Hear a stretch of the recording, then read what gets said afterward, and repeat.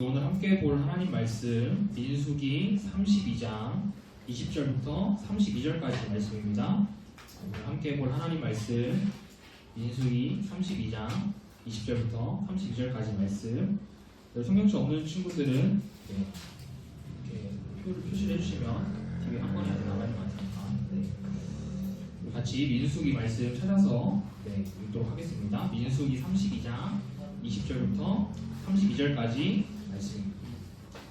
오늘 본문은 이 르우벤과 갓 지파가 모세에게 한 가지 요청을 하는 장면이에요. 이 제안은 어제 본문에 이어서 르우벤과 갓 지파가 한번 수정된 제안을 요청하는 거거든요.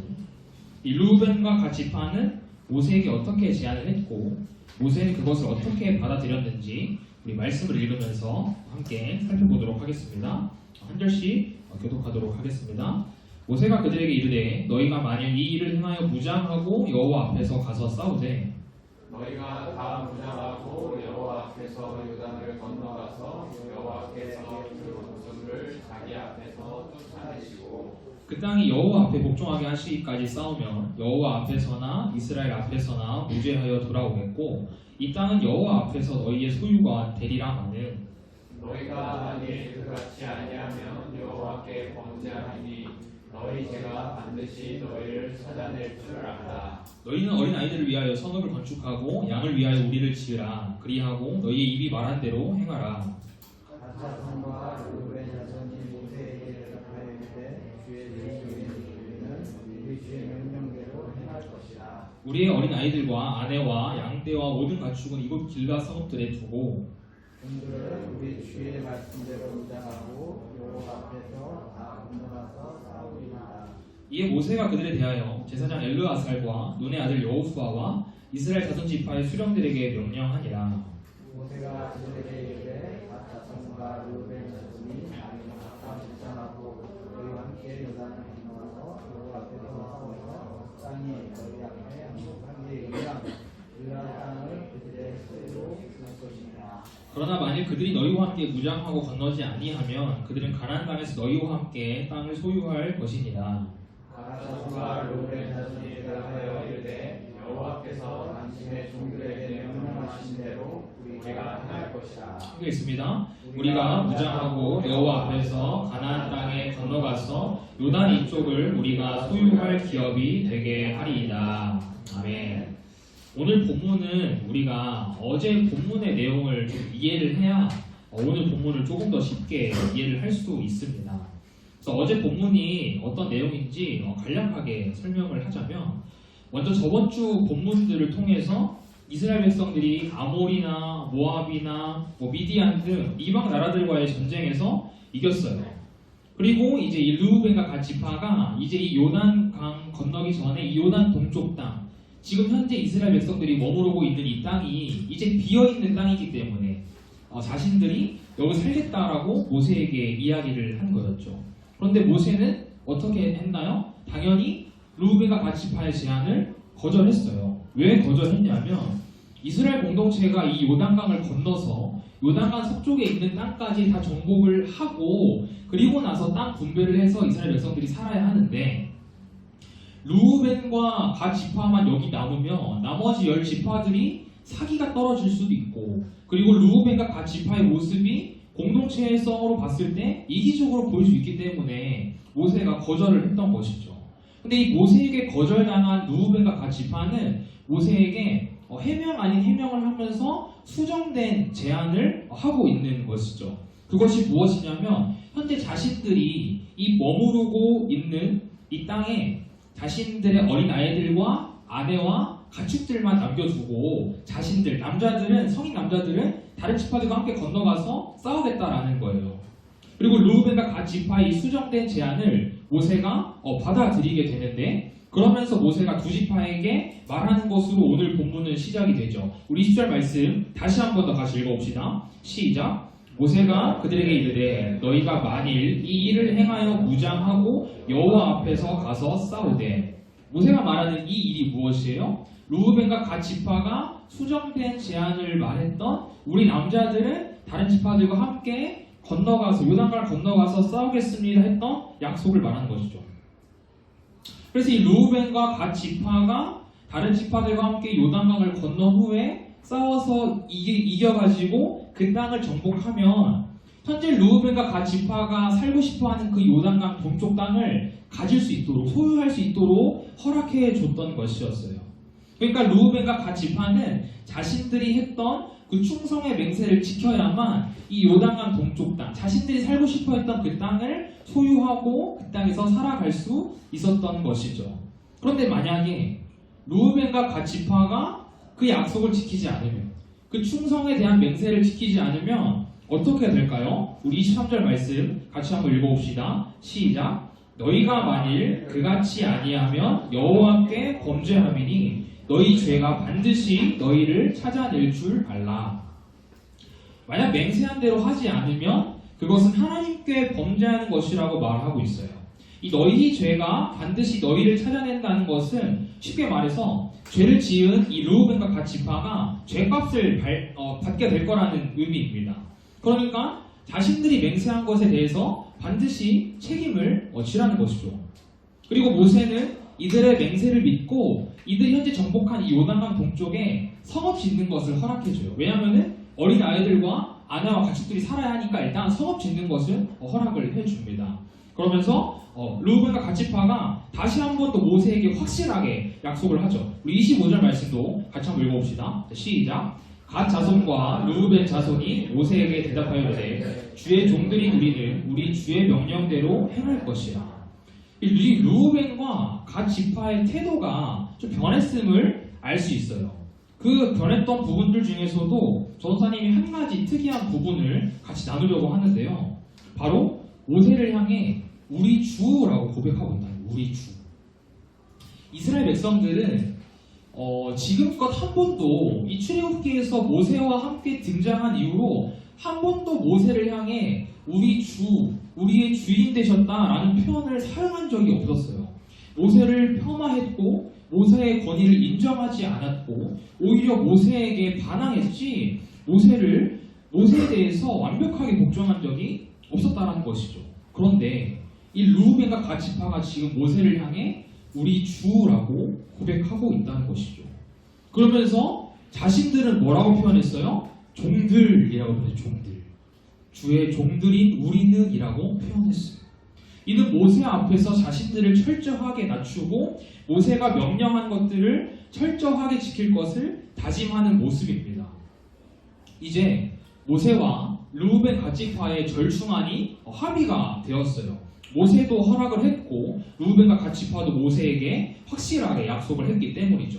자, 이제 그러면은 최종 합의가 됐으면 어떻게 해야 돼요? 이 사실을 이스라엘 백성들에게 발표를 해 주어야 되죠. 그래서 모세는 최종 발표를 어떻게 진행하냐면 이 르우벤과 갓 지파가 있는 곳에서만 발표하지 않았어요. 28절 말씀 같이 한번 읽어봅시다. 시작. 이에 모세가 그들에 대하여 제사장 엘르아살과 눈의 아들 여호수아와 이스라엘 자손 지파의 수령들에게 명령하니라. 모세는 제사장 엘르아살, 자신의 후임자 여호수아 그리고 각 지파의 우두머리들 앞에서 최종 발표를 했습니다. 그 발표한 내용은 우리가 앞에서 살펴봤던 그 르우벤과 갓 지파가 약속한 그 내용이죠. 르우벤과 갓 지파가 요단강을 건너 함께 싸우러 가지 않으면 이 땅을 소유할 수 없고 요단강을 건너 함께 싸우면 그 요단강 동쪽 땅을 소유한다라는 내용이었죠. 그리고 이 르우벤과 갓 지파는 다시 한 번 더 많은 사람들 앞에서 자신들이 모세에게 했던 약속을 똑같이 하면서 이야기합니다. 다른 지파들과 함께 요단강을 건너 싸우러 가겠다고 말이죠. 그런데 사실 우리가 이제부터 조금 집중을 해서 이 말씀을 들여다봐야 해요.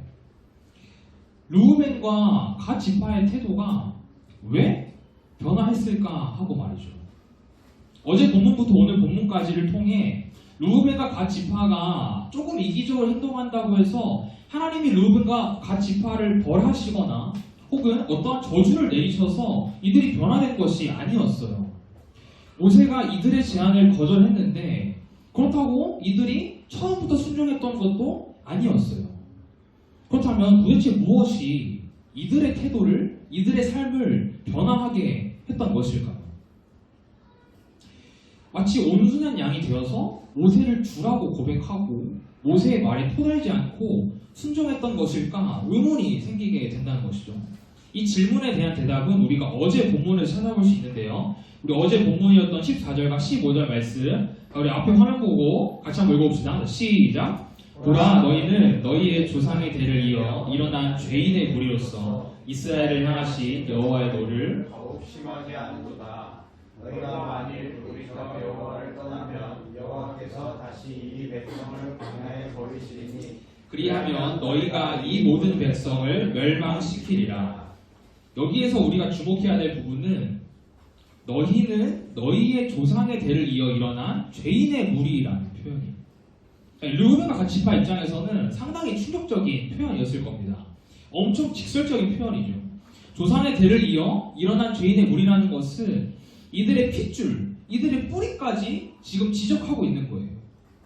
그런데 그 다음 말이 더 중요하죠. 모세는 15절을 통해 부모 세대처럼 너희도 하나님을 떠나면 하나님께서 너희를 또다시 광야에 버리실 것이다. 그리고 이러한 행동은 지파의 리더인 너희들 때문에 너희의 아이들, 너희의 가족들, 너희의 가축들이 다 죽게 될 것이라는, 그것들을 다 버리게 되는 일이라고 말하고 있는 것이에요. 사실 모세가 이들에게 이 과거의 일을 끄집어낸 것은 상당히 의도적인 일이었어요. 그냥 이유 없이 꺼낸 것이 아니었어요. 너희 부모 세대가 불순종해서 어떻게 됐는지 기억하고 있지? 너희는 너희 부모 세대로부터 이어진 죄인들의 무리야. 그래서 너희도 너희 부모 세대처럼 똑같이 죄를 지을 수밖에 없어. 그런데 그렇게 됐을 때 결과가 어떻게 될까? 너희 또다시 40년 동안 광야 생활을 해야 될 거야. 너희가 어린 아이였을 때, 너희가 자녀였을 때 그 40년 광야 생활 힘들었지? 그런데 너희의 죄 때문에 너희의 자녀들이 너희가 겪은 고통을 똑같이 겪게 될 거야 라고 모세가 지금 이렇게 말하고 있다는 거예요. 모세는 과거의 이야기를 꺼집어내서 르우벤과 갓지파의 과거를 건드림으로 현재 이들의 행동이 잘못되었음을 이야기했던 것이죠. 사실 르우벤과 갓지파 입장에서는 과거의 상처, 트라우마였을 수도 있잖아요. 기억하고 싶지 않은 40년의 광야 생활이었을 수도 있잖아요. 그럼에도 모세는 이들이 똑같은 실수를 하지 않기를 바라는 마음에 그 상처를 또 다시 한번 건드렸다는 것이에요. 우리 친구들에게도 과거의 상처, 과거의 트라우마가 있지 않나요? 그 어느 누구에게도 이야기하고 싶지 않은, 다시는 꺼내고 싶지 않은 상처와 트라우마들이 있지 않나요? 그 상처가 오픈됐을 때 우리는 어떠한가요? 너무 괴로워요. 그 상처가 오픈됐을 때 때로는 부끄럽기도 합니다. 하지만 우리는 살아가면서 내가 과거에 받은 상처, 내가 경험한 트라우마를 직면해야 될 때가 온다라는 것이에요. 그리고 그것이 우리가 똑같은 실수, 똑같은 죄를 짓지 않기 위한 과거의 잘못과 상처와 트라우마라면 우리는 더더욱 그 상처와 직면할 수 있어야 한다는 것이죠. 물론 괴롭다는 것 너무나도 잘 알죠. 생각하고 싶지 않다는 것 너무나도 알죠. 그런데 이 직면하는 것이 아프기도 하지만 때로는 과거의 뼈아픈 경험이 현재 내 삶을 올바로 인도하기도 한다는 것이에요. 과거의 경험을 통해 르우벤과 갓지파는 모세의 권위를 인정했고요. 다시는 같은 실수를 반복하지 않고자 자신들의 완강한 입장에서 한 발을 뺐던 것이죠. 우리에게 이러한 모습이 필요하다는 것이, 과거의 상처를 직면했을 때 자존심을 굽히지 않고 또 같은 실수를 반복하지 않는 것, 과거의 아픔을 직면했을 때 과거보다는 더 나은 모습으로 성장하는 것, 이것이 그리스도인이 살아내야 하는 마땅한 삶의 모습이라는 것이죠. 그런데 결코 쉽지 않다는 것입니다. 전도사님도 사실 우리 친구 전도사님 볼 때 어떻게 볼지도 모르겠지만 전도사님도 자존심이 굉장히 강한 사람이고 고집이 굉장히 강한 사람이에요.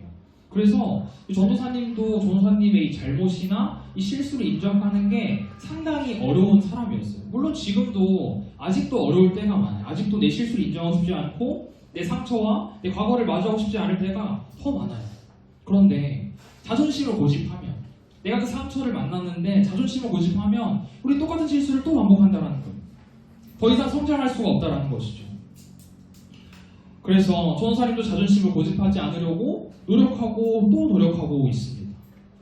그런데 만약에 전도사님이 지금 우리가 같은 실수를 반복하지 않아야 합니다 라고 말하고 설교를 마친다면 사실 이것은 세바시 같은 인문학 강의에서 또 충분히 들을 수 있는 이야기가 될 것입니다. 그런데 우리는 지금 인문학 강의를 듣는 것이 아니죠. 그렇다면 우리는 여기에서 어떻게 더 나아가야 할까요?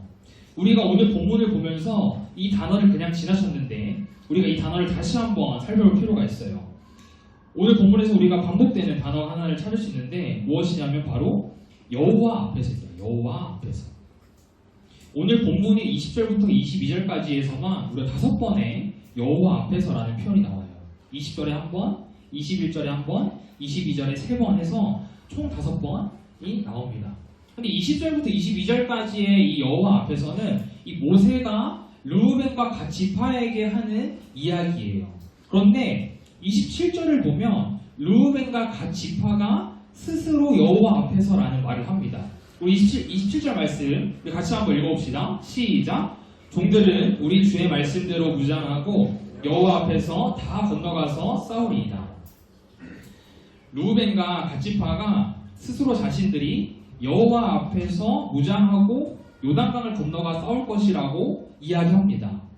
이들이 이 과거를 직면하고 변화된 모습을 보인 것은 어떤 드라마틱한 변화 때문이 아니었어요. 갑자기 자신들의 인생이 너무 잘 풀려서 기분이 좋아가지고 이렇게 고백하고 행동했던 것이 아니었어요.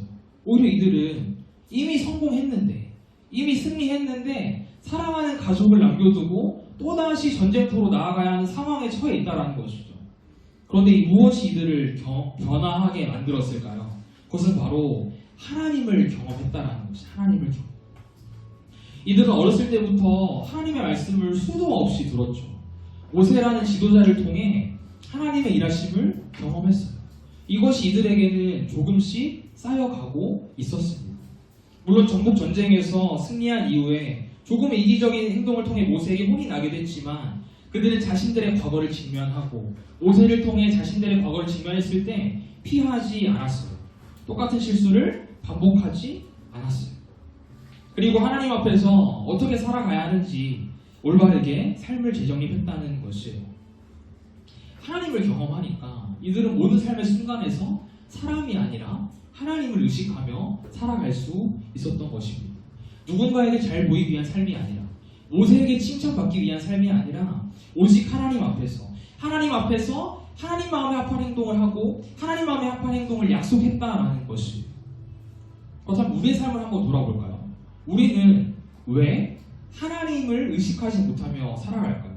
우리는 왜 하나님보다 사람에게 잘 보이기 위한 삶을 더 지속하며 살아갈까요? 그것은 우리가 하나님을 제대로 경험하지 못했기 때문에 하나님을 제대로 경험하지 못했기 때문에 우리는 이것을 매우 심각하게 받아들여야 합니다. 그냥 단순히 언젠가는 나도 하나님을 경험하겠지. 내가 어려서부터 하나님 말씀을 듣고 있는데 그렇게 쌓이다 보면 언젠가는 하나님을 경험하겠지라는 아니란 마음과 생각을 가지고 있다면 이 시간 그것들을 다 버렸으면 좋겠습니다. 하나님이 정말 내 눈에 보이는 존재로 계신다면 우리 친구들이 하나님을 의식하지 않고 살아갈 수 있을까요? 이 예배 시간에 하나님께서 눈에 보이는 존재로 이 자리에 앉아 계신다면 우리가 다른 생각을 한다거나 옆 친구와 장난을 한다거나 혹은 핸드폰을 만진다거나 할 수 있을까요? 할 수 없을 거예요. 이것은 교회에서뿐 아니라 학교에서, 학원에서, 집에서도 마찬가지죠. 하나님께서 내 눈에 보이는 존재로 계시면 우리가 어떻게 죄를 짓겠나요? 우리가 어떻게 남몰래 짓는 죄악을 하나님이 보시고 계시는데도 지을 수 있겠나요? 그런데 하나님께서는 우리 눈에 보이진 않지만 지금도 여러분 옆에 계시다라는 사실이에요.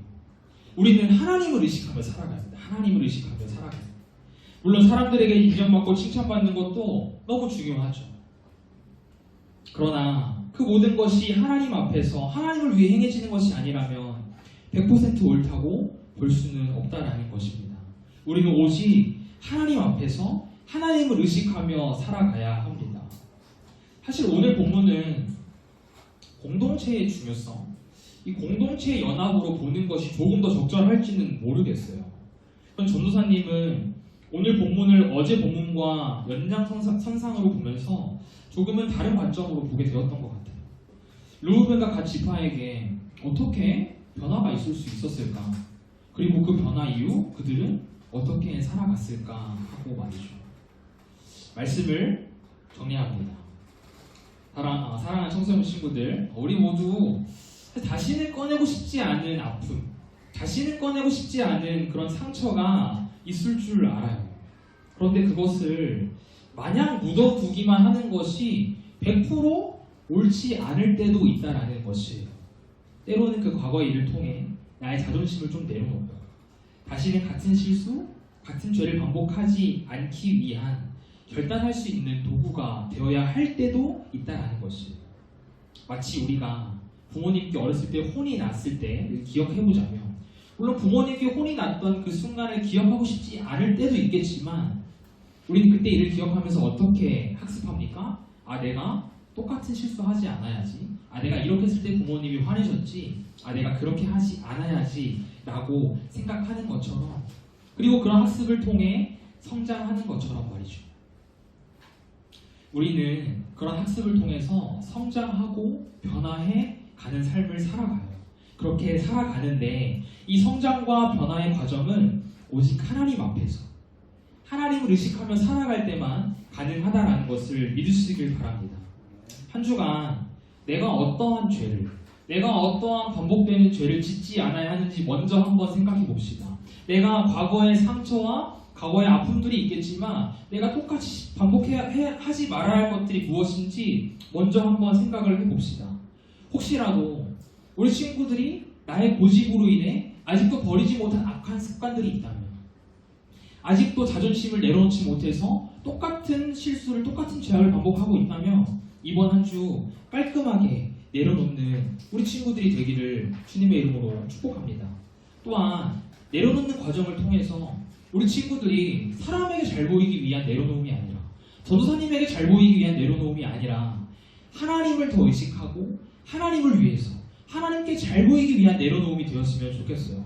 그래서 사람 앞에서가 아니라 하나님 앞에서 하나님을 위한 삶을 살아갑시다. 한 주간 하나님을 더 사랑하고 하나님의 말씀에 더 민감하게 반응하며 하나님을 의식하며 살아가는 저 여러분의 한 주가 되기를 주님의 이름으로 축복합니다. 아멘. 우리 같이 결단 찬양 주 앞에 엎드려 같이 고백하도록 하겠습니다.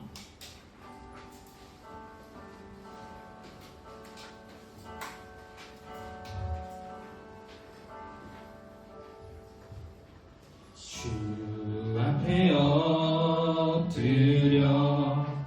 경배합니다. 오직 주께 주 경배합니다. 주 경배합니다. 다른 신 아님 오직 주께 주 앞에 엎드려 경배합니다. 오직 주께 주 경배합니다. 다른 신 아님 오직 주께 나의 모든 우상들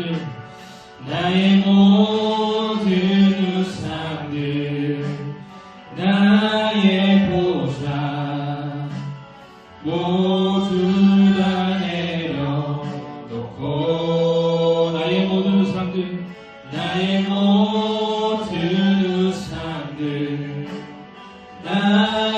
보상 모두 다 내려놓고 주 앞에 엎드려 경배합니다. 오직 주께 주 앞에 엎드려 경배합니다. 오직 주께 주 경배합니다. 주 경배합니다. 다른 시간이 오직 주께 주 앞에 엎드려 경배합니다. 오직 주께 오직 주님만 경배합니다. 주 앞에 엎드려 경배하리라니 오직 주께 나의 모든 우상들 나의 보상 모두 다 내려놓고 나의 모든 우상들 나의 보상 모두 다 내려놓고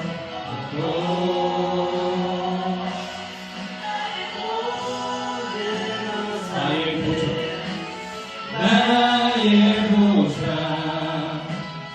모두 다 내려놓고